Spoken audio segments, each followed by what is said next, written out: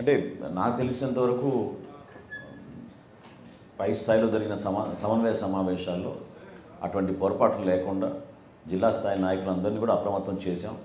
So Janasena party నుంచి అదేవిధంగా Telugu Desam party నుంచి మేము నిర్వహించే అనేక కార్యక్రమాల్లో ఒక మంచి వాతావరణంలో జరగాలి, ప్రజలు కూడా దీన్ని హర్షించే విధంగా కలిసికట్టుగా ముందుకెళ్దాం. అంతిమంగా మేము కోరేది ఏంటి, వైఎస్ఆర్సీపీ విముక్త ఆంధ్రప్రదేశ్ కోసం అందరం కలిసి పనిచేద్దాం. దానికి అందరం కూడా కట్టుబడి ఉన్నాం, ముందుకెళ్తాం.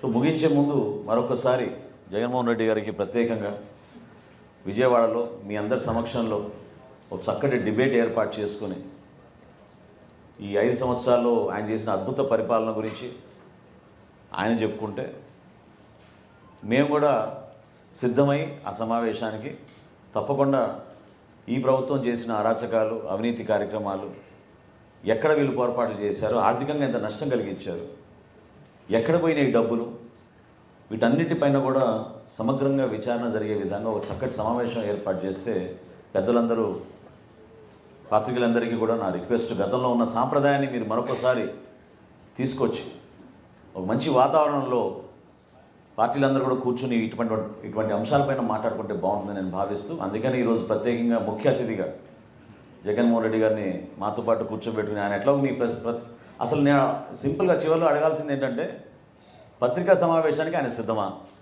దీనికి సమాధానం చెప్పమనండి. ఎందుకు పత్రికా సమావేశం ఆయన ఏర్పాటు చేయరు? పత్రికలతోటి అన్నిటికీ ఆయన సిద్ధమైతే దీన్ని కూడా సిద్ధం అవ్వాలి ఆయన.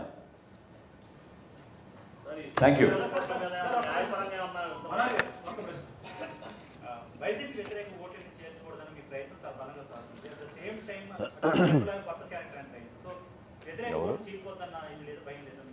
ఎవరు కొత్త క్యారెక్టర్? అచ్చా, ఇప్పుడు ప్రజాస్వామ్యంలో ప్రతి ఒక్కరికి వారి స్పేస్ వాళ్ళకు ఉంటుందండి. సో ఏ పార్టీ అయినా సరే వాళ్ళు ఒక ప్రయత్నం చేసుకుని ప్రజల్లోకి వెళ్ళి అనేక అంశాలపైన మాట్లాడినప్పుడు అంతిమంగా ప్రజలే దానికి తీర్పు చెప్తారు కదా. సో వ్యక్తిగతంగా మేము ఎవరిని కూడా విమర్శించాం. మా ప్రయత్నం ఖచ్చితంగా ఈ రాష్ట్ర ప్రజలకి ఒక మంచి పరిపాలన తీసుకురావాలి, ప్రతిపక్ష ఓటు చీలనివ్వకూడదు. అంతిమంగా మేము కోరుకునేది వైఎస్ఆర్సీపీ విముక్త ఆంధ్రప్రదేశ్ ద్వారా మన రాష్ట్ర భవిష్యత్తు బాగుంటుంది. అంధకారాలు నెట్టేశారు ఈ 5 సంవత్సరాల్లో. దానికోసం మా పార్టీ అధ్యక్షుడు పవన్ కళ్యాణ్ గారు 2.5 సంవత్సరాల క్రితమే నిర్ణయం తీసుకుని ఆ రోజు నుంచి కూడా ఆయన ప్రయత్నం చేస్తూనే వచ్చారు. ఇప్పుడు అది కాదండి, మీరు అడిగే ప్రశ్నకి జనసేన పార్టీ ఎన్డీఏలో భాగస్వాములుగా ఉన్నామంటే ఎట్లా మీరు అట్లా అడగలుగుతారు? ఏమండి,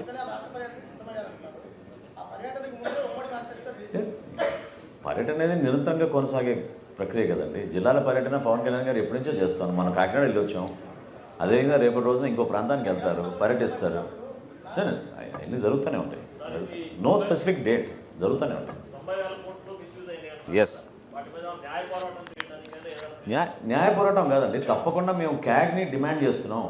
ఇప్పుడు ఈ బడ్జెట్ సమావేశాలు చివరి సమావేశాలు కాబట్టి దయచేసి రాష్ట్ర ప్రజలకి మేము కోరేది, అదేవిధంగా శాసనసభలో ఉన్న శాసనసభ్యుల్ని కోరేది, మీరు దీనిపైన సమగ్రంగా మీరు విచారణ జరిపించండి, తేల్చండి మీరు. Thank you. తీసండి. Thank you. ఇంకెందుకు జగన్మోహన్ రెడ్డి.